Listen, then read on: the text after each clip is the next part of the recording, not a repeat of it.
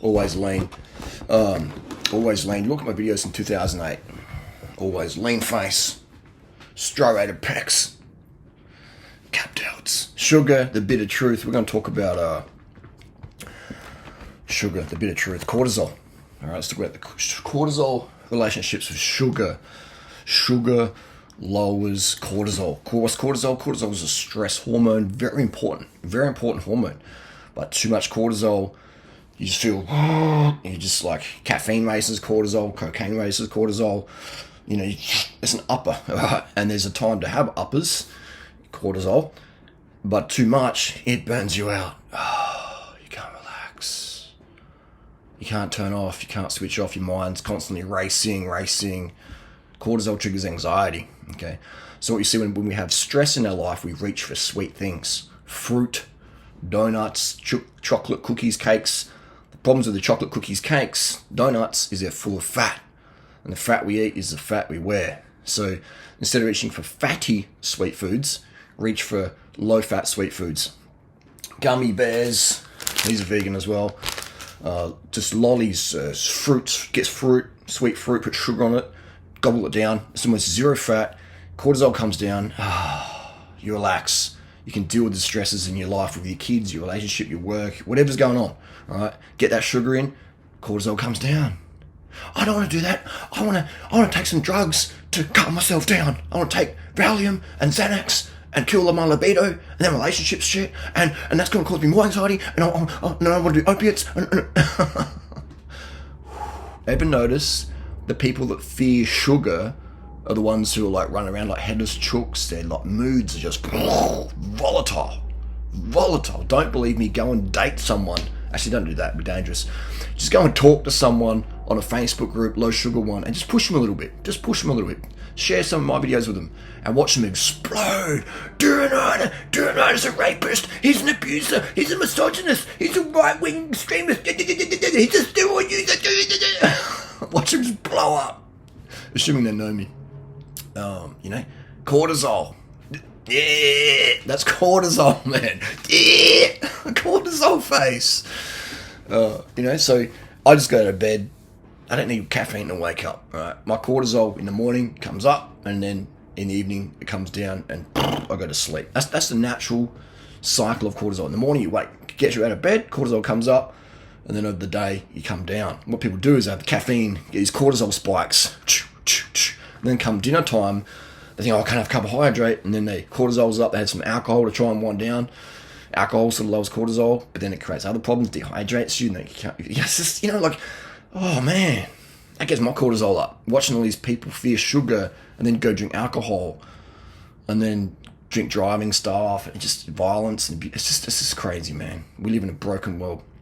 If you don't believe any of this is true, just Google up cortisol, sugar. All right, there's a researcher. What's his face? I just had him up on the screen. I've just emailed him for the podcast. He talks about his findings with sugar and cortisol. I've been teaching this stuff for 20 years, man. 1996. 26 years I've been teaching this. Sugar lowers cortisol. Science is finally acknowledging it does. I don't need science to prove a point. It's not me saying. It's like scientists don't even believe the G-spot exists. They don't believe that women can squirt. They don't believe, they don't even know what an orgasm is or whatever. They just, science doesn't explain pickup game, or what women like. It doesn't explain that. But we know, as men with game, what works and what doesn't. So these nerds out there go, I need a scientific study to prove what you're saying is true, Durianrider. Okay, you miss out. I don't need science to tell me how a mango tree works. I just want the fruit, man. Is it right? Let's go. I need science to prove that the pigeon's a pigeon. The pigeons eat grains. I don't need scientific. Just live in the fucking real world, people. Try shit out for yourself. Get white sugar. Oh my God, people's like, white sugar?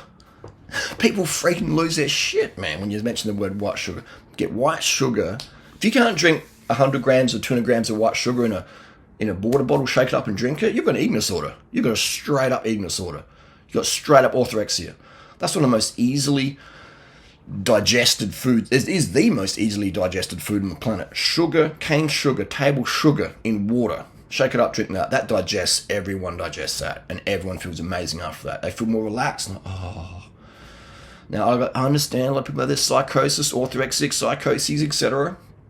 Eating disorders run rampant in the vegan community, in society in general. Calories in, calories out. Take some pills, go on a treadmill, burn better calories. Oh, I haven't done 500 calories. I got 487 calories. I got to burn another 13 calories and I can get off. It's like, fuck. I've been a personal trainer since 1996, man. And it always spikes my cortisol. That's why I have to eat so much sugar, man, to lower my cortisol from all the bullshit I read on the internet about how sugar's bad. Look how lean I am. Just woken up. Just go out of bed. You know, lean as. My face over the day will get even leaner and leaner and leaner as I move around. I'm 45 in August this year. You know, shit works, man. But hey, don't believe me. Do it yourself and watch what happens. Keep your fat intake under 10 grams a day for the clearest skin, for the best insulin sensitivity, you know. And you're going to be cranking, man. You're going to be cranking. Anyway, that's how sugar lowers cortisol. It just does. And just I've got to add as well, there's like sugar, man. It costs like $1, $2 a kilo. Okay, it lowers cortisol. It makes you feel more chill. It lowers your stress. These big pharma. I'm not against big pharma. All right, I'm against using drugs that have horrendous side effects to treat conditions you can treat with food or lifestyle adjustments. Okay, why would you take Xanax and Zoloft and diazepams and Valiums and blah, blah, blah, blah, blahs, lithium, all these things when you can just have some sugar to lower your cortisol? Extended high elevated cortisol creates so many psychoses, okay? The solution is so simple. Our human ego is shocked at the answer. Our human ego can't handle that. No. It's like you got your car keys on your desk and you've been searching the house for 2 weeks. Someone goes, dude, they're on the desk. And you're like, do you think I'm dumb? I've looked at the desk. Yeah, but they're on a piece of paper. Look, no, you shut up. This is my house. I've spent 2 weeks looking around here. I know what the deal is. You know, I've employed an investigator to find my house keys. Do you know how much money that cost? Who are you? Did you go to university? You know, you can't find house keys unless you went to university. You can't tell me that sugar's healthy unless you went to university. Like, it's just the ego, man. The fucking egos, man. Our egos destroy us. Your biggest enemy is your ego. A little bit of ego is good, okay? We've got to have a little bit of ego, a little bit of baseline ego. But when the ego starts to override our life potential and bring us backwards, all right, in health and mentality, that's when the ego's getting out of control. When we can't admit that we're wrong, when we can't apologize, when we can't own our shit, not just in private, but in public, that's when the ego has taken over our life. Ego causes a lot of mental decay, man. And so, yeah, have that sugar. Having a glass of water with some 2 tablespoons of sugar in it, as much as you care for sweetness-wise, that's like an ego dissolver. Yeah, just do the test, man. Have that. People are, I can't even drink it, man. Ego's so far up here. Oh, man, it's like the sugar thing. It is nothing in the world opens up more social disapproval, a topic. In my experience, it's easy to turn a Muslim into a Christian, or a Christian into a Muslim, or whatever, you know, whatever religion people believe in. It's easy to convert religions than it is to tell someone that sugar is what they actually need more in their life. Like, they're like, even professional athletes. I coach world tour cyclists and runners, swimmers, UFC fighters, and when I say add more sugar to the diet, every single time they're like, what? But my nutritionist, I said, that's why you're working with me, because your nutritionist sucks. That's why your nutritionist has got a fat gut and doesn't have a lean face. All right? That's why you're having to starve yourself to make your weight cut, bro. Okay? I only talk tough on the keyboard to UFC fighters, never in person. But that's the truth, and they know I'm coming from a good place. Okay? That's why you have to use so much EPO, because you're carrying an extra 3 or 4 kilos that you could lose. Okay? You still use EPO, but why? I mean, why are we using more EPO, or maybe even using it at all, when we could lose that 3 or 4 kilos and have the same performance benefit?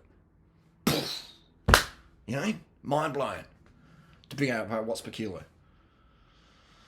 So that's just the reality, man. It is just, oh man, This is, I don't know. But yeah, do it. Do the experiment, man. Test ride, then decide.